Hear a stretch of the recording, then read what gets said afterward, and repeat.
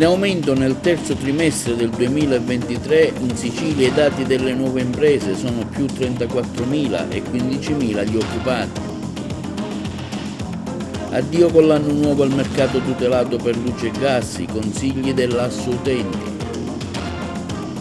Botola nell'auto per nascondere la droga, arrestato il proprietario. Consegnati alle imprese i lavori per la messa in sicurezza del versante a ridosso del Viale della Vittoria e di Via Picone per un importo di euro 2 milioni circa. Un'interrogazione parlamentare presentata dal gruppo Nord Chiama Sud, primo firmatario onorevole Lavardera, sulla schiuma bianca nel mare di San Leone.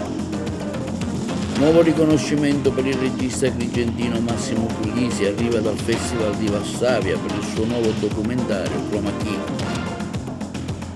L'Aragona Calcio di prima categoria vince contro la squadra del Riesi, nostro servizio speciale.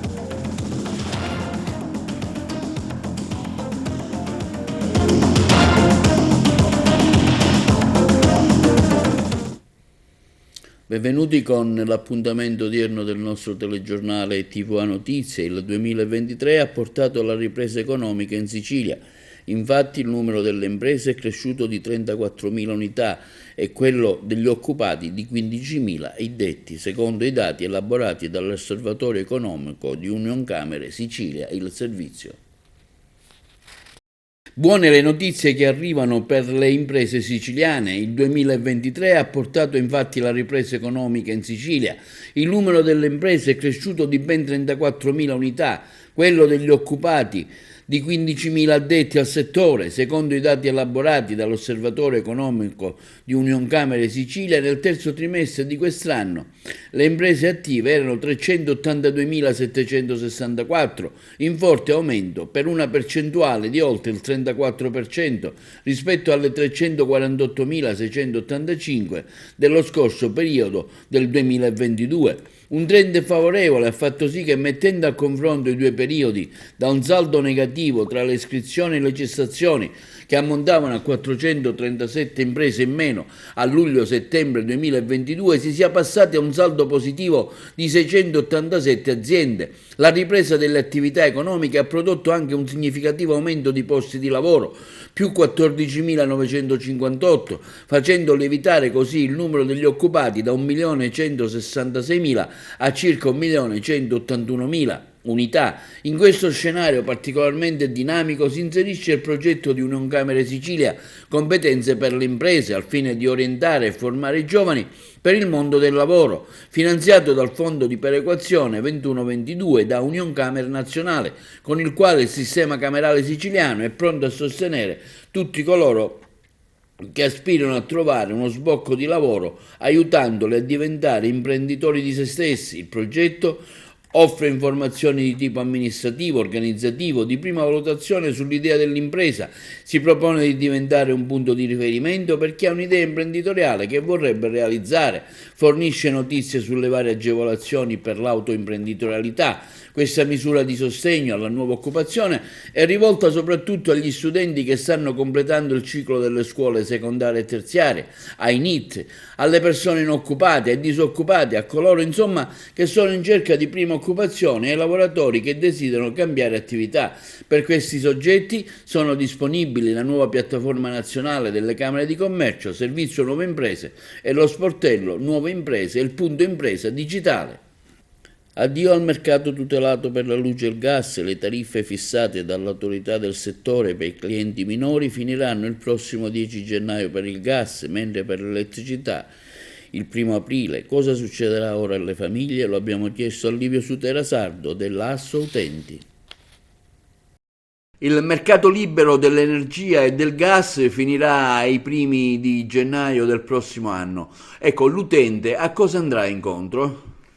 Allora, il 10 gennaio terminerà l'utenza tutelata per quanto riguarda il gas, mentre è stata prorogata, almeno si spera, al 30 aprile quella per quanto riguarda la luce. Cosa succede? Che l'utente deve comunque passare al mercato libero e se prima era tutelato, cioè aveva il prezzo stabilito dall'ARERA con delle quote fisse. Adesso il prezzo cambierà, chiaramente ci saranno uno spread, ci sarà una quota fissa maggiorata chiaramente, e il prezzo potrà variare o essere variabile secondo i criteri dell'ARERA, quando stabilito dall'ARERA, o a prezzo fisso. Cosa conviene, cosa non conviene, poi è chiaro che bisogna consultare l'associazione dei consumatori, i quali saranno in grado di spiegare a tutti la migliore convenienza secondo l'utenza, secondo i desideri dell'utente. Noi siamo in grado, tra altre cose, come studenti, di effettuare le conciliazioni presso l'ARERA, laddove l'utente avesse delle bollette esose, si può rivolgere a noi, abbiamo un canale privilegiato, quindi facciamo una consulenza e facciamo una conciliazione con l'ARERA, il tutto assolutamente gratuito. Ma il beneficio per il cittadino qual è? Quale sarà? Quale potrà essere? Allora, per quanto riguarda gli ultra 75 anni, dico ultra 75 anni, cioè devono aver compiuto il 76esimo anno d'età, potranno rimanere nel mercato tutelato. Per quanto riguarda invece l'altro cittadino, i cittadini normali, purtroppo il guadagno non c'è. In effetti si spenderà di più, perché mentre adesso con il servizio tutelato si paga soltanto una quota fissa, che è di 60 euro all'anno, più il prezzo stabilito dall'ARERA, il PUN, il prezzo unico nazionale, e purtroppo con il mercato libero ogni gestore dovrà applicare necessariamente un piccolo spread che varierà dai 2 centesimi a 6 centesimi per la luce e dai 12 centesimi a 24 centesimi per il gas, più una quota fissa che non sarà più di 60 euro, ma sarà benissimo tra i 120 e i 150 euro, il che quindi per il cittadino in effetti sarà un costo maggiorato. Quindi diciamo, chi magari non fa questa scelta, chi ancora è con il servizio nazionale, magari perché non è adeguatamente informato, a cosa andrà incontro? Andrà incontro il 12 gennaio, ci saranno le gare che si svolgeranno adesso in dicembre fra i vari gestori, i quali si prenderanno una fetta di mercato a un prezzo concordato con l'ARERA. Per cui il cittadino si troverà ad essere catapultato dal servizio elettrico nazionale o dal tutelato direttamente a una compagnia che non sa chi sia, che è sconosciuta. Quindi è meglio pensarci adesso a scegliere quale possa essere il gestore che è più consono alle proprie esigenze, e vedere come si può risparmiare almeno in parte sia sulla quota fissa sia sullo spread. Insomma, si apre una bella fetta di mercato. Infatti stiamo vedendo che tantissime compagnie, mi riferisco anche a quelle telefoniche, ma anche altre aziende di altri settori merceologici, stanno facendo delle offerte proprio anche ai propri utenti per il mercato dell'energia elettrica. Ma in effetti con la telefonia il risparmio c'è, perché la telefonia adopera l'etere, mentre per quanto riguarda luce e gas i prezzi dipendono da Amsterdam, dai prezzi che fanno di gas o di petrolio. La luce si fa con il gas e il petrolio, per cui se aumenta il gas e il petrolio aumenterà anche il prezzo della luce. Quindi c'è un terzo intermediario che non era necessario farlo, per cui tu vai a comprare il prodotto da una terza persona e non più dal produttore diretto. Una botola nell'auto per occultare lo stupefacente. I carabinieri arrestano una persona trovata in possesso di oltre 1,5 kg di cocaina. Il servizio. I carabinieri della compagnia di Agrigento hanno tratto in arresto in flagranza di reato una persona di 30 anni di Gela, in provincia di Caltanissetta, con precedenti di polizia per detenzione illecita di sostanze stupefacenti ai fini di spaccio. L'arresto è scaturito a seguito di un controllo alla circolazione stradale effettuato dai carabinieri della sezione radiomobile nell'ambito dei servizi di prevenzione e repressione dei reati contro il patrimonio e la persona. L'atteggiamento dell'uomo durante la fase del controllo, mentre era alla guida di un'autovettura, ha insospettito i militari che hanno proceduto alla perquisizione del veicolo, in cui, occultata all'interno di una botola ricavata sotto il sedile della macchina, hanno rinvenuto 2 involucri con all'interno complessivamente 1,6 kg di sostanza stupefacente del tipo cocaina, presumibilmente destinata allo spaccio. L'autovettura è stata posta sotto sequestro, mentre l'arresto al termine delle formalità di rito è stato associato alla casa circondariale, così come disposto dalla Procura della Repubblica di Agrigento in attesa dell'udienza di convalida. Si tratta di un importante risultato ottenuto dai carabinieri di Agrigento, che hanno sottratto al mercato dello spaccio della droga una notevole quantità, la quale, venduta al dettaglio, avrebbe fatto ricavare circa 10.000 euro. La Guardia di Finanza di Trapani ha portato a termine un'operazione denominata Goldfish, finalizzata alla truffa ai danni dell'Unione Europea, dello Stato e della Regione Sicilia, Lazio e Toscana, tra le misure cautelari e la confisca di somme per un importo di circa 4,5 milioni di euro.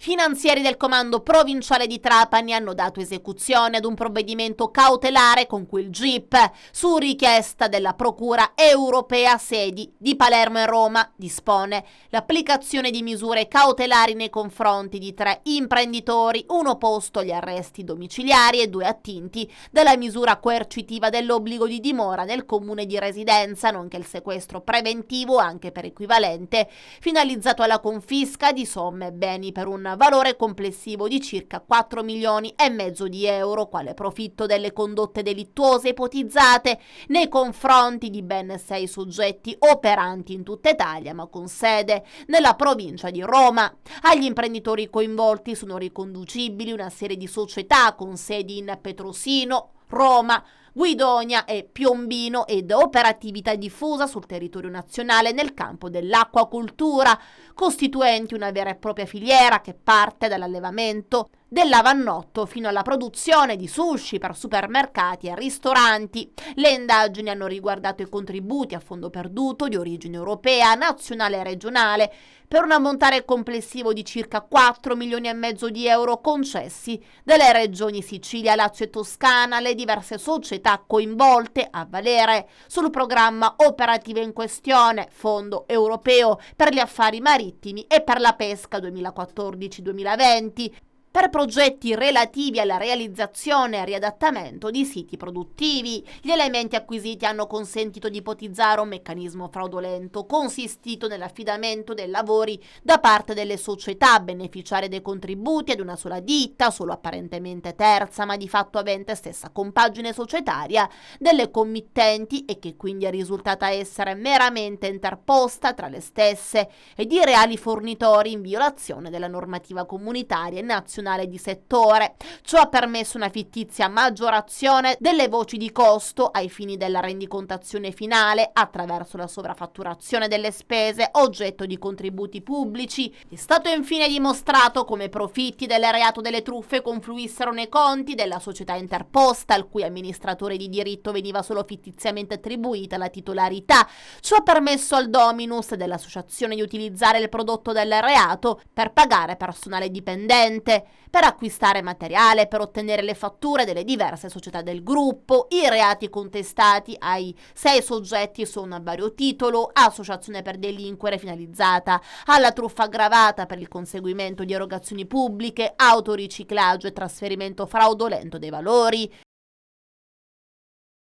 Consegnati all'impresa i lavori della messa in sicurezza del versante a ridosso del Viale della Vittoria e della Via Picone, per un importo di circa 2 milioni di euro. Il servizio. Consegnati i lavori della messa in sicurezza del versante a ridosso del Viale della Vittoria e della Via Picone per un importo di circa 2 milioni di euro. Presenti l'assessore Gerlando Principato, il RUP Francesco Vitellaro, il direttore dei lavori l'ingegnere Salvatore Lombardo, alla ditta CVS che si è aggiudicata l'appalto. I lavori relativi al consolidamento del versante a nord-est delle palazzine di Viale della Vittoria, meglio conosciute come Crea, e del versante sottostante la Via Picone, sottoposto a rischio idrogeologico. Espletate le verifiche di legge sulla ditta affidataria, sul direttore dei lavori e sul collaudatore, si è dato quindi formale inizio ai lavori, procedendo con la consegna delle aree. Tra qualche giorno arriveranno i mezzi, partirà il cantiere con l'approntamento del materiale necessario per il consolidamento del versante. In pochi, ha dichiarato l'assessore Principato, credevano nella partenza di quest'opera fin dai primi sopralluoghi effettuati con i tecnici del comune. Come amministrazione ci eravamo posti questo obiettivo: ridare speranza agli abitanti di quella zona, certi nella riuscita dell'opera, che adesso, dopo un lungo percorso dalla redazione del progetto definitivo a quello esecutivo, esecuzione dei pareri degli enti territoriali, decreto di finanziamento della Regione Sicilia, alla nomina del collaudatore e del direttore dei lavori della ditta. Eccoci quindi arrivati alla consegna dei lavori. L'intervento in materia di consolidamento del versante a nord-est delle palazzine di Viale Vittoria e del versante sottostante a via Piconi si aggiungono a quelli già avviati in via Favignana a Monserrato, al muro di San Vito del Comune, in via Massimo Troisi al villaggio Mosè della Protezione Civile regionale. Quindi continua l'impegno dell'ufficio tecnico con l'assessore comunale ai lavori pubblici e alla Protezione Civile di competenza dell'assessore Gerlando Principato. L'Ottica Vassallo di Porto Empedocle, in attività da circa 40 anni, ha inaugurato nella serata di ieri una nuova sede ubicata in via Roma 127, dopo aver lasciato quella storica di via La Porta il servizio. L'Ottica Vassallo di Porto Empedocle, in attività da 40 anni, ha inaugurato nella serata di ieri la nuova sede ubicata in via Roma 127, dopo aver lasciato quella storica di via La Porta. Ciò permetterà all'azienda empedoclina di rinnovare la propria offerta in locali più ampi, dando un maggiore comfort ai servizi. Il titolare Totò Vassallo, insieme alla moglie Fiorella e i figli, continueranno nel solco della tradizione di famiglia l'attività che per Porto Empedocle ha rappresentato un pezzo di storia, mantenendo sempre un alto standard e professionalità al servizio della clientela. Dopo 40 anni, storia che nasce nel 1983, assieme a mia moglie Fiorella. Abbiamo cominciato questa storia quasi per caso e subito è diventata comunque una cosa molto seria. A questo punto, trascorsi i nostri primi 40 anni di attività, abbiamo deciso di migliorare l'offerta verso il nostro pubblico, verso i nostri clienti che ci hanno onorato della loro presenza, che ci hanno dato fiducia, e oggi abbiamo il dovere di innalzare il livello qualitativo dell'offerta nel campo dell'ottica. Ecco, quindi cercheremo di migliorare laddove è possibile, fin dove è possibile, anche perché oggi, considerato che tutti siamo in possesso e in contatto con una serie di dispositivi elettronici che impongono una qualità della visione, direi, ottimale, cercheremo sempre di essere all'altezza della richiesta del momento, alla richiesta dei nostri clienti. Cercheremo di migliorare ancora di più se è possibile. Giusto, come dicevo poc'anzi, per adeguare la nostra offerta alle richieste del mercato, alle richieste dei nostri clienti.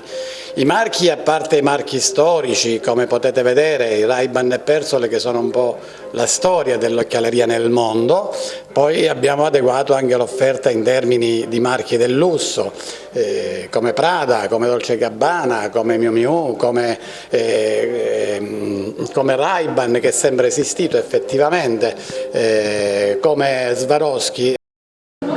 E oltretutto abbiamo a disposizione anche la nuova tecnologia, come puoi vedere, degli smart glass, i nuovi occhiali collegati con Facebook.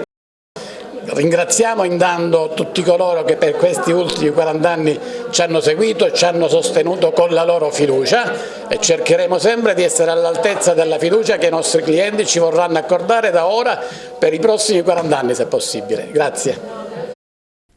Un'interrogazione al presidente dell'ARS è stata presentata dal gruppo del Nord Chiama Sud, primo firmatario onorevole Ismaele Lavardera, su iniziative urgenti per la risoluzione dell'emergenza ambientale inerente al tratto di mare della spiaggia di San Leone. L'interrogazione è stata rivolta anche al Presidente della Regione, all'assessore regionale per l'energia e servizi di pubblica utilità, all'assessore regionale al territorio e ambiente e all'assessore regionale alla salute. Come già accaduto in passato, cita l'interrogazione, durante una recente mareggiata di ponente è stata segnalata la presenza di schiuma bianca nel tratto di mare adiacente alla spiaggia di San Leone, località balneare molto frequentata da Agrigento, come documentato da molteplici foto e video, nei quali si osserva il pontile riempirsi di schiuma maleodorante trasportata dal vento di scirocco fino alla sede stradale del porticciolo. La Vardera chiede alle autorità sopracitate se non ritengono urgente e indispensabile avviare un'indagine dettagliata per determinare le cause effettive di questo fenomeno al fine di fornire una risposta concreta alla comunità agrigentina, considerato il crescente allarme tra i cittadini per il reiterarsi di tale fenomeno e l'apprensione per la loro salute, e come intendono inoltre intervenire per fare future manifestazioni di questo genere e garantire la tutela della salute ai cittadini residenti e dell'ambiente marino nel territorio interessato. Passiamo al settore della pesca. Presentati i risultati del progetto Rete 3 Golfi, per l'assessore si va verso un modello di gestione innovativo in sinergia con i pescatori e i ricercatori. Ci sono le interviste all'assessore San Martino e alla dottoressa Mangano, ricercatrice. Avere dei dati per i golfi di Catania, Patti e Castellammare è già il primo risultato che il progetto Rete 3 Golfi in un anno di lavori ha permesso di raggiungere. Infatti i tre golfi sono molto differenti tra di loro, sono interessati da marinerie, quindi da pescatori che svolgono mestieri alle volte simili ma in un ventaglio complesso e differente nei tre golfi. Quindi quello che siamo riusciti ad ottenere sono delle informazioni sullo stato di salute di questo anno. È chiaro che sono delle informazioni che nel tempo vanno arricchite, completate, mi verrebbe da dire, perché comunque abbiamo bisogno di molti dati per poter arrivare a quello che è un piano di gestione. Voglio ringraziare la comunità scientifica siciliana e l'Anton d'Or che hanno lavorato a un progetto importante che serve a riqualificare i nostri golfi, ma soprattutto a dare regole certe alle marinerie di queste tre aree geografiche. Castellammare, Patti e Catania finalmente hanno avuto uno studio serio che ha coinvolto i Cogepa e le marinerie e quindi i pescatori nell'analisi delle acque, nello sfruttamento delle basi su cui si fonda la pesca in questi tre golfi, e da oggi potrà finalmente avere risultati scientifici che consentiranno loro di avere regole certe, ma soprattutto un nuovo programma su cui poter intervenire nelle nostre coste. È un piano che farà derivare e scaturire altri studi e altri approfondimenti che con i piani di gestione metteranno fine all'abusivismo. Arrestata la figlia dell'amante del boss Matteo Messina Denaro, Martina Gentile, accusata di favoreggiamento per via di alcuni pizzini indirizzati al boss trapanese. La corrispondenza. Carabinieri della Rossa hanno arrestato con le accuse di favoreggiamento e procurata in osservanza della pena aggravate Martina Gentile, figlia della maestra Laura Bonafede, nei confronti della ragazza che il padrino latitante considerava come una figlia. La procura aveva già chiesto la custodia cautelare in carcere, ma il GIP non aveva ritenuto che ci fossero indizi sufficienti. Alla luce del nuovo materiale investigativo raccolto dai carabinieri, il giudice ha ora disposto per l'indagata gli arresti domiciliari.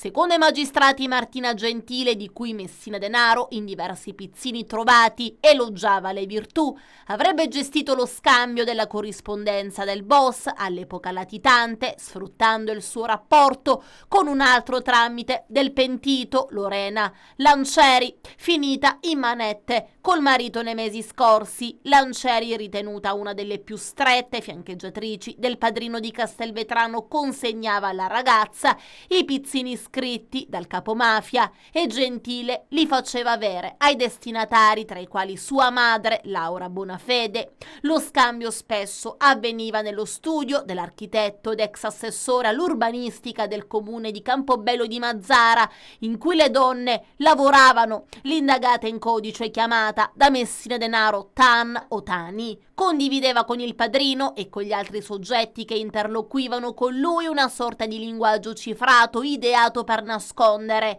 l'identità delle altre persone coinvolte nell'assistenza del latitante. Per i PM, Gentile è stata quindi uno degli ingranaggi indispensabili del sistema di comunicazione ingegnato proprio da Messina Denaro, e ad indurre il GIP a disporre l'arresto per favoreggiamento aggravato sono proprio i nuovi elementi investigativi emersi a carico di Martina Gentile. I cellulari sequestrati all'indagata, a sua madre e a Lorena Lancieri. hanno dipinto un quadro più completo del ruolo avuto dalla donna nell'assistenza del capomafia allora ricercato. In un calendario ritrovato nel suo ultimo nascondiglio, Messina Denaro appuntava in alcuni giorni un puntino o la parola TAN, abbreviazione di Tania, pseudonimo utilizzato per indicare proprio Martina Gentile, mamma di una bambina di 3 anni. Nelle date segnate dal capomafia, attraverso Gentile avveniva lo scambio di posta per e da il latitante. E puntualmente il giorno successivo Laura Bonafede comunicava al capomafia di aver ricevuto le sue lettere. Ieri, sai quando ho potuto leggere la tua? Alle 22 si legge in uno dei biglietti sequestrati nel corso dell'indagine. Oggi giornata conclusiva della 60ª edizione del Convegno internazionale di studi pirandelliani organizzato dal Centro Nazionale Studi Pirandelliani di Agrigento, fondato da Enzo Lauretta. Il servizio. Volge al termine il 60° Convegno di studi pirandelliani che quest'anno si svolge a Isola delle Femmine a Palermo. Tracciamo un consuntivo, siete soddisfatti? Soddisfattissimi. È il caso veramente di dire, per la partecipazione così massiva delle scuole italiane, degli studenti. Siamo qui in questa struttura meravigliosa in 400 persone e i critici hanno dato i loro contributi nel modo migliore e più scientifico possibile. Sono lavori sempre innovativi che buttano quel sasso nella critica pirandelliana acquisita per invitare a riflessioni e ripensamenti a volte sull'opera di Luigi Pirandello.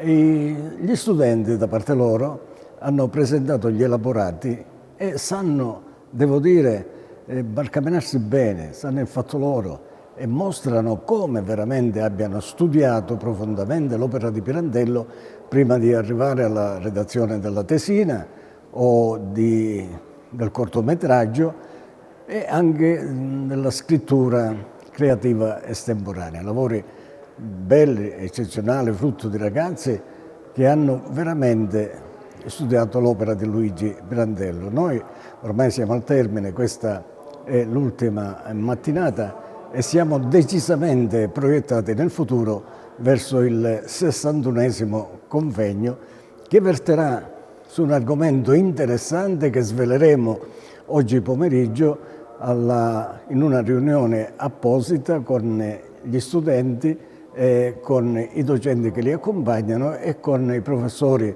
e i critici dell'opera pirandelliana che sono presenti qui in questa struttura di Isola delle Femmine che ci ospita e devo dire ci trattano bene. Volge al termine il 60° Convegno di studi pirandelliani che anche quest'anno si svolge in trasferta, si svolge a Isola delle Femmine, nel Palermitano. Siete soddisfatti?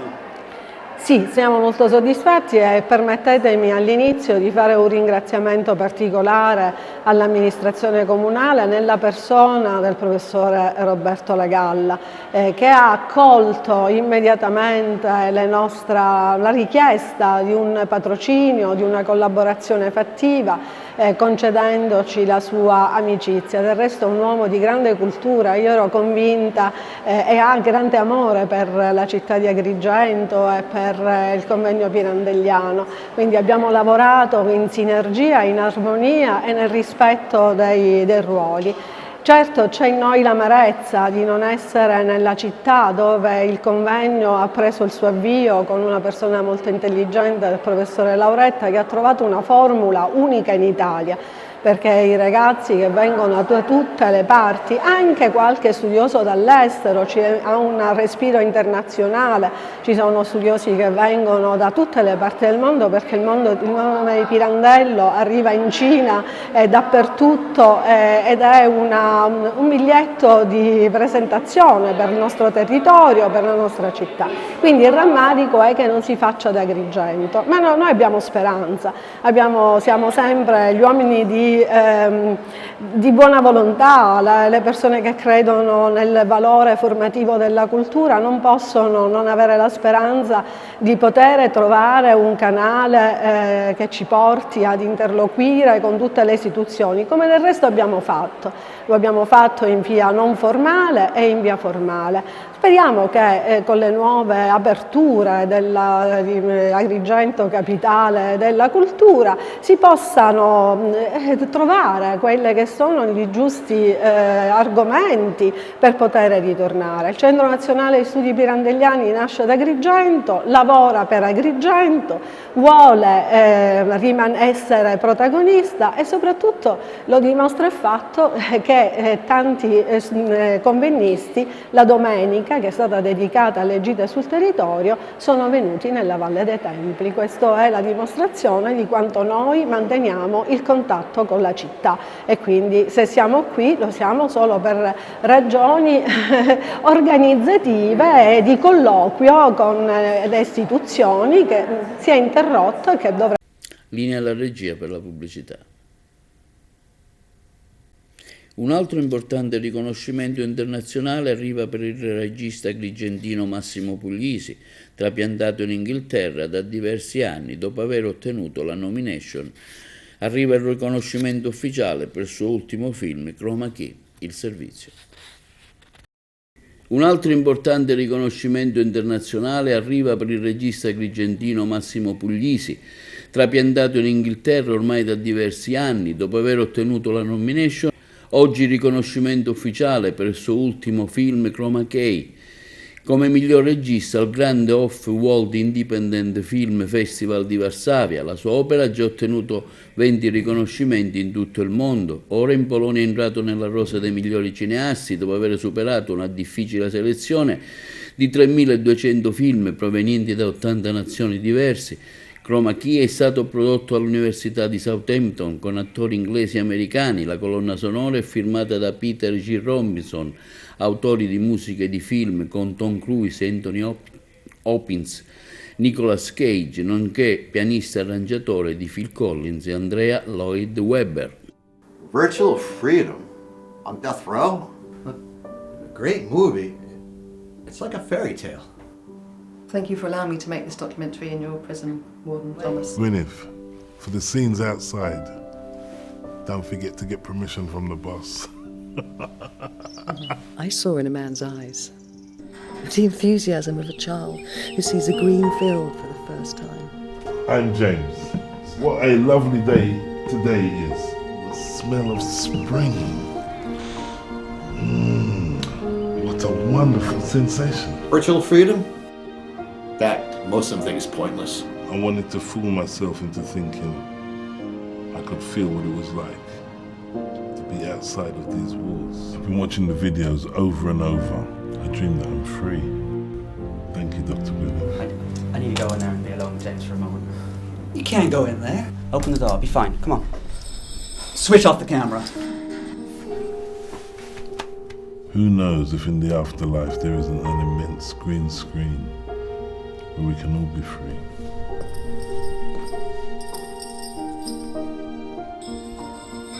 I would like my experiment to make people, and especially children, understand the immense value of freedom. I have one last message for the audience. Smell the roses while you can.